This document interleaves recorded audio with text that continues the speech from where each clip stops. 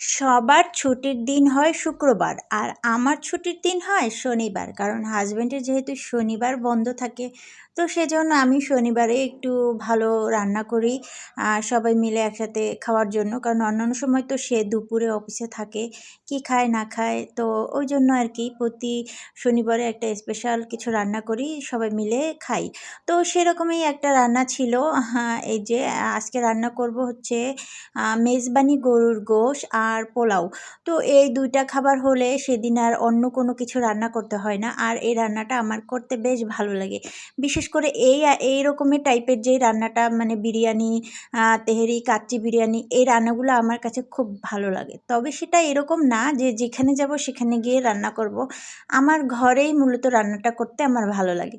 আর আমার কাছে কেন জানি না অন্য কারো রান্নাঘরে মানে কোথায় মসলা, কোথায় কি মানে এই জিনিসটা আমার ভালো লাগে না। আমার শুধুমাত্র আমার রান্নাঘরেই ভালো লাগে। এখন হয়তোবা আপনি বলতে পারেন যে, যে রান্না করতে জানে সে সব জায়গায় করতে পারে। হ্যাঁ, যে রান্না করতে জানে সে সব জায়গায় রান্না করতে পারে। কিন্তু প্রতিটা মানুষের ভিতরে আলাদা কিছু প্রতিভা থাকে। হয়তো রান্নায় আমার সেই প্রতিভাটা নাই, যার কারণে আমি অন্য কোথাও কমফোর্ট মনে করি না, আমার ভালো লাগে না। তবে আমি যেটা ভালো পারি সেটা হচ্ছে সেলাই কাজ। আমাকে যদি চাঁদের দেশে নিয়েও বলা হয় যে, "নাও তুমি সেলাই করো।" আমাকে একটা মেশিন দিলে আর সেলাইয়ের জিনিসপত্র দিলে আমি করতে পারবো। আমার এই কাজটা মানে এত বেশি ভালো লাগে কি বলবো? খুবই ভালো লাগে। আর আমি সবসময় চাইতাম যে আমি সেলাই কাজটা শিখে নিজে কাজ করব।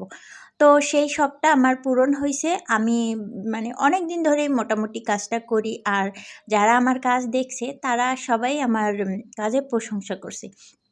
তো আমি রান্নাটা মূলত ওভাবে প্রতিভা নিয়ে পারি না। তবে যতটুকু পারি আলহামদুলিল্লাহ মানে আমার ফ্যামিলির যারা আছে তারা আলহামদুলিল্লাহ পছন্দ করে।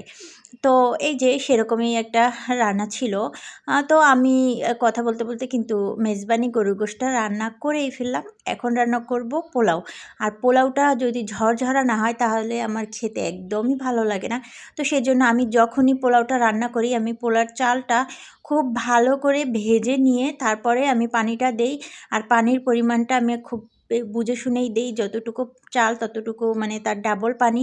তো যাতে পানিটা একটুও বেশি না হয়, তো সেজন্য আমি পানিটাকে আগে একটু ফুটিয়ে গরম করে তারপরে চালটার মধ্যে দিয়ে দেই। তাহলে ভাতটা এত বেশি ঝরঝরা হয়, খেতে ভীষণ ভালো লাগে। তো কথা বলতে, বলতে কিন্তু দেখেন আমার পোলাওটা রান্না হয়ে গেছে। পোলাও রান্না করতে কিন্তু তেমন বেশি সময় লাগে না। তো আমার রান্না শেষ। এখন হচ্ছে আমি একটু ঘি দিয়ে দিব। আর এই ঘিটা হচ্ছে গিয়ে খাঁটি ঘি, আর ঘিয়ের ফ্লেভারটা অনেক বেশি সুন্দর।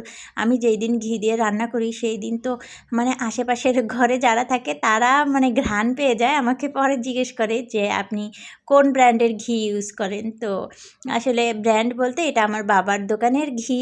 এই ঘিটা আমি সবসময়ই খেয়ে থাকি। খুব ভালো লাগে আমার কাছে। তো এই যে আমার রান্নার ফাইনাল লুক। আজকে আমি মূলত এই ২ টা রান্নাই করছি। মেজবানি গরুর গোশ আর পোলাও। এই ২ টা খাবার হলে আর কিছুই লাগে না। সেদিন পেট ভরে খাওয়া যায়। আর এইটা যেহেতু ঘরে রান্না খুবই স্বাস্থ্যসম্মত। তো ভালো থাকবেন সবাই। আল্লাহ হাফেজ।